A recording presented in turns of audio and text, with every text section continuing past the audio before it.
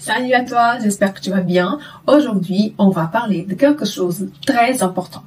Tu sais, parfois on se trouve à un point où on se dit qu'on veut avancer, mais quelque chose que nous empêche, que nous freine. Tu as déjà ressenti ça? Cette sensation d'être coincé même quand tu sais ce que tu dois faire?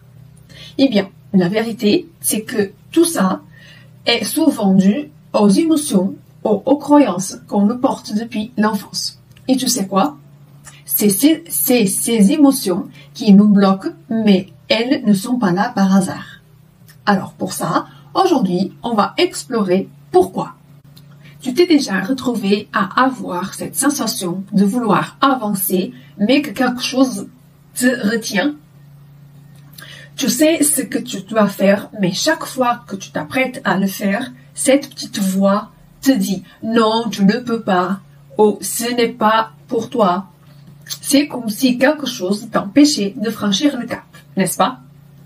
La vérité, c'est que ce ne sont pas tes objectifs qui te freinent, mais tes émotions, tes peurs et tes croyances limitantes. Et souvent, ces croyances viennent de l'enfance. Pour ça, il est important de comprendre que ces croyances n'ont pas à être permanentes. Tout au long de notre vie, nous pouvons choisir de donner une nouvelle signification à toutes ces expériences et ainsi transformer notre manière de voir le monde.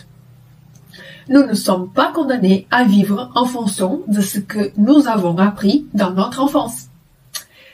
Pour ça, le premier pas est d'accepter que oui, nous avons été impactés par ces expériences, mais nous ne devons pas être définis par elles. Par exemple, l'une des phrases les plus puissantes que l'on m'a enseignées a été « Ne laisse jamais personne te dire ce que tu es ou ce que tu peux devenir ». Ce genre de pensée peut faire toute la différence dans la manière dont nous nous voyons et dans la manière dont nous choisissons d'agir. En comprenant que nous pouvons réécrire notre histoire, nous commençons à reprendre le contrôle sur nos émotions et nos croyances limitantes. Et puis, il y a cette idée qu'on a souvent quand on se regarde dans le miroir et qu'on se demande « Pourquoi suis-je comme ça ?» ou « Pourquoi ai-je ces blocages ?» Parfois, on croit qu'on a un problème, un défaut ou qu'on est à l'écart de ce qu'on voudrait être. C'est comme la personne qui devient un marginal dans la vie adulte. Mais si on regarde loin, dans son enfance, on voit que cette marginalité a commencé bien plus tôt. Car un enfant qui se sent rejeté ou ignoré par ses parents, même sans qu'il s'en rende compte, sans qu'il ait conscience, peut finir par croire qu'il doit être à l'écart pour être vu, aimé ou accepté. La marginalité n'est pas seulement en termes d'adulte, c'est un ressenti qui peut naître dans l'enfance. Car cet enfant, il veut juste entrer dans le cercle familial, mais il n'a jamais pu. Et plus il se sent mis à l'écart, plus il développe une idée qu'il ne mérite pas de faire partie du groupe, qu'il doit rester à la marge. Je vous donne un exemple. Imaginez un enfant, il a les deux parents. Il arrive, il va voir maman et il veut parler, l'expliquer les choses, papoter, bref, milliers de choses. La maman, elle est occupée avec son téléphone, par exemple, et du coup, elle dit non, pas maintenant, plus tard, oui, tais-toi, bref, etc. Donc, l'enfant, il voit ça comme un rejet. Donc, il n'arrive pas à rentrer dans le cercle familial. Du coup, qu'est-ce qu'il fait? Il va essayer de voir papa. Mais papa, il est occupé dans son travail à la maison et il dit non, pas tout de suite, pas maintenant, va voir maman et tout ça. Donc, du coup, l'enfant, il voit ça comme un rejet. Un rejet qui, encore une fois, ne le laisse pas rentrer dans le cercle familial. Et ça, c'est pas non plus une foi par hasard, une fois de temps en temps, une exception. C'est par exemple à chaque fois que l'enfant il a envie de rentrer dans ce cercle familial, il a toujours des excuses de la part du papa et de la maman et du coup il reconnaît qu'il n'a pas d'espace, il faut toujours rester à la marge. Car la parole marginalité, si on regarde bien, ça veut dire rester à la marge. Donc voilà. Je vais vous expliquer un peu avec d'autres mots et avec un exemple très simple et très banal, mais ça peut être d'autres exemples plus complexes. Je te donne cet exemple pour te faire comprendre que parfois les problèmes que tu rencontres aujourd'hui ont leurs racines dans ces petits moments oubliés dans ton passé, dans ton enfance. Et bien sûr, ce n'est pas ta faute, mais tu portes ça avec toi. Ces histoires t'ont façonné sans que tu t'en sois pleinement conscient. Mais, tu sais quoi? Ce n'est pas parce que tu as porté ces croyances pendant des années qu'elles doivent continuer à diriger ta vie. Si tu commences à comprendre d'où viennent ces schémas, tu peux choisir de les transformer.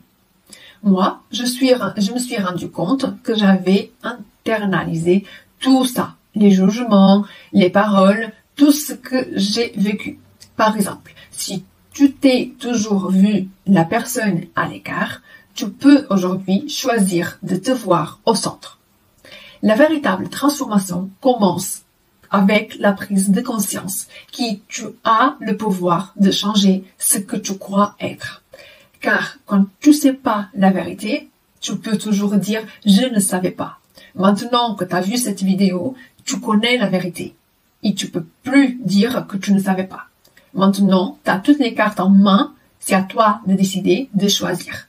Du coup, raconte-moi en commentaire quel est le schéma que tu as pu remarquer, que vient de ton enfance et qui est toujours présent dans ta vie maintenant. Certainement, tu te demandes, j'ai identifié, maintenant je fais quoi? Maintenant, comment tu fais pour changer? C'est simple, mais pas facile. Il s'agit d'accepter tes émotions et tes croyances, de les voir pour ce qu'elles sont et de décider de ne plus les laisser diriger ta vie. C'est un travail de tous les jours. Et parfois, tu vas avoir des rechutes. C'est normal. Mais l'important est de continuer à avancer, de te rappeler que tu n'es pas limité par ton passé. Tu as le pouvoir de créer une nouvelle réalité. Et moi, je veux que tu sois conscient de ça. Tu n'es pas ce que tu as vécu. Tu n'es pas ce que d'autres ont dit que tu étais. Et tu n'es certainement pas une victime de tes circonstances. Tu es une personne qui peut choisir d'aller au-delà de tout ça. Même si ce n'est pas facile, même s'il prend du temps. Maintenant que tu sais tout ça, que vas-tu faire? Vas-tu continuer à vivre sous l'emprise de ces croyances? Ou vas-tu choisir de briser ce cycle, d'accepter ce que tu es et de commencer à créer une nouvelle réalité? La clé, c'est de tout commencer par un petit pas, un choix à la fois. Si ce que je viens de te dire résonne avec toi, laisse-moi un commentaire et partage cette vidéo avec quelqu'un qui aurait besoin. Et n'oublie pas de t'abonner pour ne rien manquer des prochaines vidéos, où on va continuer à explorer comment transformer ta vie en profondeur. Merci d'être là et à très vite.